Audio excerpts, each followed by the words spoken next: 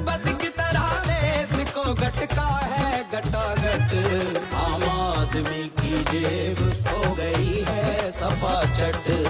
शरबत की तरह देश को गटका है गटागट, आम आदमी की जेब हो गई है सफा चट। India's commitment to buy pulses from Mozambique would help meet India's requirement. It will also facilitate long-term investments in commercial farming, generate farm employment, and raise farmers' incomes in this country. केंद्र सरकार को subsidy देनी है और दाल और बाकी फसलों की पैदावार बढ़ानी है तो क्यों ना वो भारत में करें।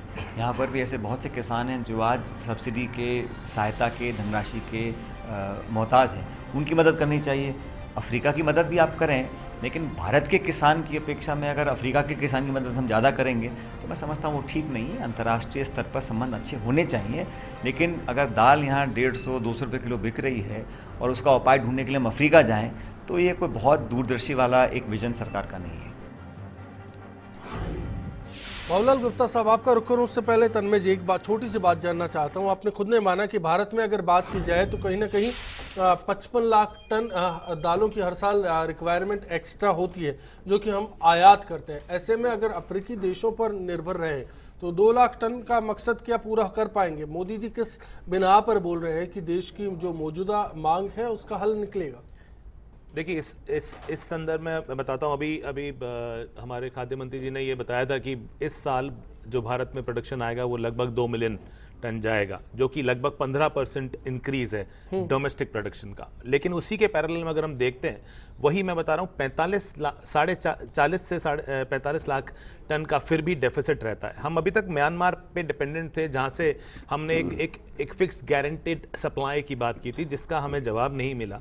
इसको देखते हुए और विदेश नीति को देखते हुए कि भारत की निर्भरता एक के ऊपर न रहे और एक ग्लोबल फेस बने भारत की, हर जगह से भारत अपना काम कर सकता है और अपने लिए अपनी व्यवस्थाएं तैयार कर सकता है, इसको मद्देनजर रखते हुए मोदी जी ने डिसीजन लिया है और कि मोजाम्बिक में हम दाल उगाएं, वहां की जमीन से उगाएं, हम हमारी फैसिलिटेट करें सारी टेक्नोलॉजी और लेकर के उसको आएं। और हमारा इसका घरेलू बाजार पर कितना असर पड़ेगा? क्योंकि मैं 2007 के दौर में ले जाता हूं, माफ कीजिएगा 1993-94 में, तब राजीव गांधी का दौर था, भारत पूरी तरह से खाद्य तेलों के मामले में आत्मनिर्भर था।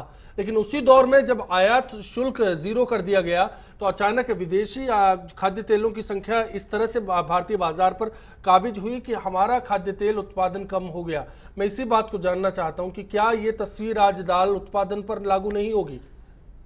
जो लक्ष्य है वो ये है कि दाल की जो कीमत भारत में आज है उसको आधी, कम से कम आधी नीचे लाई जाए। आयात नीति आपकी जानना चाहता हूं दाल के मामले में। आयात नीति जो ये है, आयात नीति बनी ही इसके लिए, जी आयात नीति बनाई ही इसको मद्देनजर रखते हुए कि जो इंटरनल इकोनॉमी है वो बेनिफिशियल रहे और जो लोड है एक्सेस बाइंग का, जो महंगी रेट पे बाइंग का, इसलिए मैं कह रहा हूं कि एक समर्थन मूल्य के ऊपर ही ये दाल खरीदी जाएगी।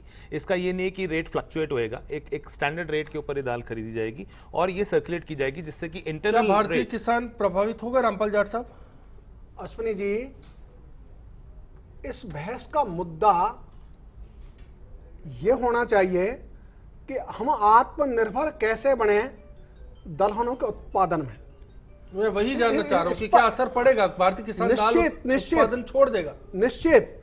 भारतीय किसान को मारने के लिए सारे काम किए जा रहे हैं और हमारे मोदी जी अब तो अगली बार वोट लेंगे मोजम्बिक के किसानों से। विदेशी किसान इनको 2019 में वोट देने आएंगे, हिंदुस्तान का किसान उनको रिजेक्ट करेगा। जिस ढंग के स्टेप ले रहे हैं देश के विनाश के लिए, ये मैं सोचता हूं आज दालों में तन्मय जी ने कुछ चीजें गिनाई थी, मैं जानना चाह रहा हूं। तन्मय जी ने शुरुआत में कुछ चीजें गिनाई थी, सोइल हेल्थ कार्ड की बात की गई थी, बात की गई किसानों को सब्सिडी दे रहे हैं, किसानों को मुआवजा मिल जाएगा फसल खराबे पर। क्या ये सब चीजें दाल उत्पादन को बढ़ाने में, इजाफा देने में कामयाब नहीं होंगी? Ashwini ji, soil health card पहले से चल रहा है, इसमें नया कुछ नहीं है।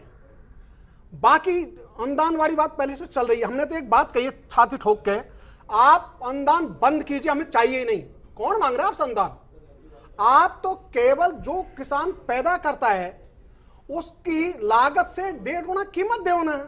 और ये हमारे मोदी जी ने पूरे प्रचार में 200 सभा में घोषणा की थी, भाजपा के घोषणा पत्र में लिखा हुआ है।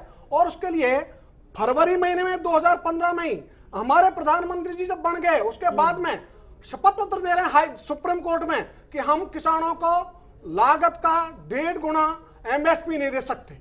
ये तो कर रहे हैं यहाँ के किसानों के साथ। और अभी आप कह रहे हैं दालों की खरीद होगी न्यूनतम समर्थन मूल्य पे, दालों की खरीद होती नहीं न्यूनतम समर्थन मूल्य पे। मूंग की, दलहनों की जो खरीद होती है वो न्यूनतम समर्थन मूल्य पे आज तक का रिकॉर्ड देख लो 1% भी नहीं है कुल उत्पादन का हिंदुस्तान में। तो 1% भी आपने खरीद की नहीं, किस मुंह से बात कर रहे हो आप? 2014-15 में किसान रोते रहे उड़द की कीमत के लिए, मूंग की कीमत के लिए। और राजस्थान में जब मूंग की कीमत मिलने लगी किसान को 75 रुपए किलो मिलने लगा तो आपने छापे डालने शुरू कर दिए। तो मूंग की कीमत गिर के आ गई 60 रुपए। आप काम करते हो उल्टा, किसान को मारने का, छोटे व्यापारी को मारने का। आप केवल केवल धन्ना सेठों को जो आपके साथ यात्राओं पर रहते, विदेश यात्राओं पे, उनको पनपाने के लिए बाबूलाल देश को गुप्ता गिरफ्तार साहब, कर रहे हो। कमोबेश यही तस्वीर आपकी नजर में है, या फिर दाल उत्पादन की बात की जाए तो ये इस पर असर पड़ेगा आयात के बाद? देखिए, स्पष्ट है कि वो जैसे ही आप जो हमको बहुत पीछे ले गए थे तेल के बारे में, निश्चित रूप से तेल आज आता 1 करोड़ 25 लाख टन तेल हम लोग आयात करने लग गए। बिल्कुल 70,000 करोड़ का सालाना तेल आयात कर लेते हैं। अब इससे बड़ी बात और क्या अपनी हो सकती है कि हम, मतलब मेरे तो यही समझ में नहीं आता कि न हम कोई सिंचाई की बात करेंगे, न हम कभी खाद की व्यवस्था की बात करेंगे, न हम कभी अच्छे सीड की बात करेंगे, और न हम कभी उस किसान को कुछ सिखाने की बात करेंगे। और बात सीधी सीधी ये करेंगे, ये कम क्यों हो गया, अच्छा कौन ला रहा है, कौन सी पार्टियां ला रही हैं, इनका ध्यान रखो। और ये ध्यान रखते रखते अब पहुंच गए सीधे अफ्रीका में ही। अब हो सकता है वहाँ भी कोई गुजराती भाई बैठा हो और इनको वहाँ ज्ञान दे रहा हो कि भैया यहाँ के किसान बहुत बढ़िया हैं। पर मैं ये कहता हूँ कि कुल मिलाकर के ये व्यवस्था यहाँ भी की जा सकती है जी, या कोई दिक्कत नहीं है, यहाँ भी ये व्यवस्था की जा सकती है, अभी भी कुछ नहीं बिगड़ा है।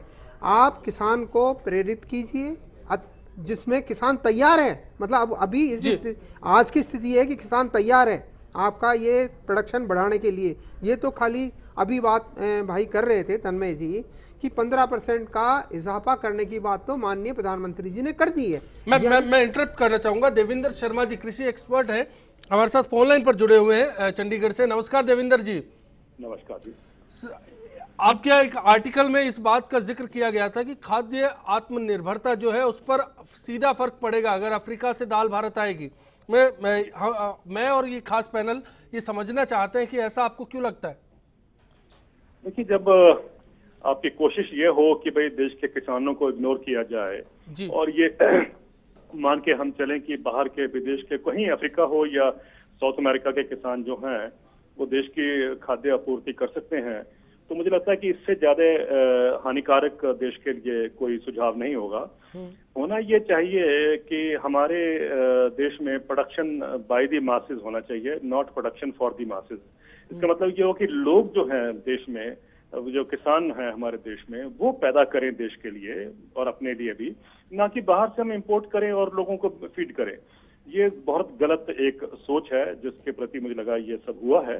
लेकिन सबसे बड़ी बात यह है कि अगर आप अपनी खाद्य सुरक्षा विदेशों के हाथ में देंगे, किसान हो या कुछ भी हो, तो आप ये देख के चलिए कि आपकी जो नेशनल सोवरेनिटी कहते हैं हम, प्रभुत्ता जो होती है देश की, वो खत्म हो जाती है जी। और जब भी आप कभी डिपेंडेंट हो जाते हैं फूड के ऊपर बाहर से, तो बेसिकली आज सबसे बड़ा जो वेपन है किसी भी देश के पास वो फूड है। और अगर आप अपने आत्मनिर्भर नहीं है तो आपके पास चाहे जितने मर्जी बॉम्ब्स हो, आप खत्म है। आप देखिए अमेरिका हो या यूरोप हो, उनकी अगर आज रणनीति, राजनीति या उनकी इकोनॉमिक सिक्योरिटी है, वो बेसिकली वो फूड सिक्योरिटी के ऊपर डिपेंडेंट जी। तो फूड सिक्योर अपने देश में होना बहुत जरूरी है।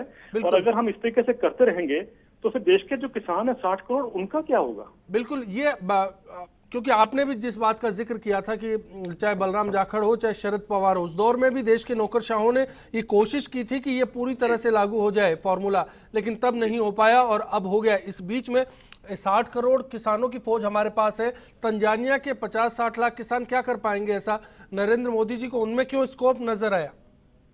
देखिए, मेरा ये मानना है कि शायद प्रधानमंत्री जी को ठीक तरीके से बताया नहीं गया है, और जो हमारे ब्यूरोक्रेसी है, स्पेशली आज प्राइम मिनिस्टर ऑफिस में, वो इतनी आज स्ट्रांग है कि वो ही डिसाइड करती है क्या करना है। तो उन्होंने ये डिसीजन लिया है, और ऐसे लोग जिनको शायद मालूम ही नहीं है कि देश का हाल क्या है। अब मुझे बताइए, जैसे आपके एक पैनलिस्ट बोल भी रहे थे, जो मैंने लिखा भी है, कि अगर आप वहां पर तंजानिया के किसान, मोजाम्बिक के किसान को बोलते हैं कि जो आप खरीदेंगे, वो जो आप पैदा करेंगे वो हम खरीदेंगे, यही तो प्रॉब्लम हिंदुस्तान में है। अगर आप देश में बोल दीजिए कि जो आप पैदा करेंगे हम खरीदेंगे, तो मैं आपको दावे से कहता हूं कि हमारे देश के जो किसान हैं वो अपने लिए ही दालें नहीं, देश दुनिया में 50 मुल्कों में दालों की जरूरत होती है, सबके लिए पैदा कर देंगे जी। लेकिन आप अपने देशों में किसानों को देते नहीं वो रियायत जो देनी चाहिए, और बाहर के किसानों को देने को तैयार है। क्या क्या क्या अच्छा नजर आ रहा है कि आप इस मॉडल में, मुझे समझ नहीं आ रहा है, और हमारे देश के किसान आत्महत्या कर रहे हैं। एक और सवाल, शून्य आयात शुल्क की जो नीति है उस पर फिलहाल दलहन को लेकर हम लोग टिके हुए हैं। ऐसे हालात में लगता है कि कहीं भविष्य में दाल उत्पादन का जो हमारा करीब 2.5 करोड़ टन का जो सालाना लक्ष्य है वो धीरे धीरे कम हो जाएगा। देखिए, ये इसलिए है, आप सुनने की जो आपने बात की है, ये बहुत महत्वपूर्ण सवाल है कि हमने ऑयल सीड्स में जो तिलहन और दाल, एडिबल ऑयल की हम बात करते हैं, खाद्यान्न तेल की बात करते हैं, वहां पर हमारे पास 300% ड्यूटी का प्रावधान था जी। हमने क्या किया, वो ड्यूटीज कम करनी शुरू कर दी और तकरीबन 0 पे आ गए। हमारे देश में पूरा फ्लड आ गया एडिबल ऑयल का बाहर से। आज 74% हम बाहर से इंपोर्ट कर रहे हैं। ये 70,000 करोड़ रुपए जो हम बाहर के किसानों को दे रहे हैं, ये हमारे किसानों को जाना चाहिए था।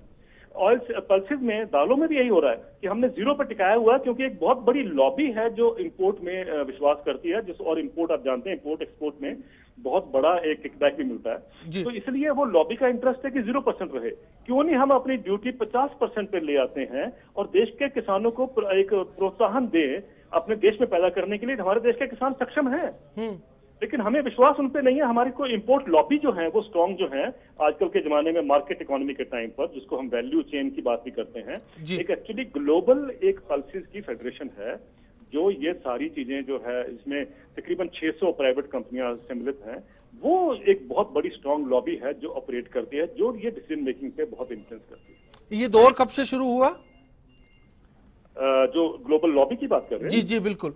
देखिए, ग्लोबल लॉबी है, ये कई सालों से चल रहा था, लेकिन अब उन्होंने 1 साल 2 साल से अपना नाम बदला है, और वो इतना इंपॉर्टेंट है। उसी के कहने पे ये इंटरनेशनल ईयर ऑफ पल्सेस मनाया जा रहा है। ये जो है ना, 2016 को यूनाइटेड नेशन का international year of the pulses मनाया जा रहा है, वो इसीलिए उनके कहने पे, उनके लॉबी के करके मनाया जा रहा है। हालांकि मैं नहीं समझता था कि भारत की तो कभी डिमांड रही नहीं कि हम इंटरनेशनल पल्सेस बनाएं। जी, तो बहुत बहुत शुक्रिया सर आपका इस तमाम चर्चा के लिए, फर्स्ट इंडिया से जुड़ने के लिए। तो जाहिर सी बात है, कई सवाल हैं और सरकारों पर ये सवाल टिक कर खड़े हैं कि किसान हित में बात होगी या फिर बात होगी बिजनेस के हित में। ब्रेक लेंगे, ब्रेक के बाद वापसी करेंगे, कांग्रेस का पक्ष जानने की कोशिश करेंगे, क्योंकि किसी भी दौर में ये मुमकिन नहीं है कि बात किसान की हो तो फिर किसान के हित को दरकिनार किया जाए। ब्रेक के उस पर वर्तमान हालात को देखते हुए और कृषि को बढ़ावा देने के लिए सरकार को तुरंत प्रभाव से ये निर्णय करना चाहिए था, और आज क्या कई साल पहले ये कर देना चाहिए था, ताकि किसानों की स्थिति खराब नहीं हो पाती। बिल्कुल तुरंत करनी चाहिए। जब आज सरकार 7वां वेतन आयोग चालू कर रही है, लागू कर रही है, तो आज स्थिति ये है कि उनकी तनख्वाहें इस हिसाब से बढ़ गई है। तो आज कम से कम समर्थन मूल्य बढ़ाना चाहिए, सरकार को तुरंत ये लागू करना चाहिए कि उनको सब्सिडी वगैरह दे। शरबत की तरह देश को गटका है गटागट, आम आदमी की जेब हो गई है सपाचट। शरबत की तरह देश को गटका है गटागट, आम आदमी की जेब हो गई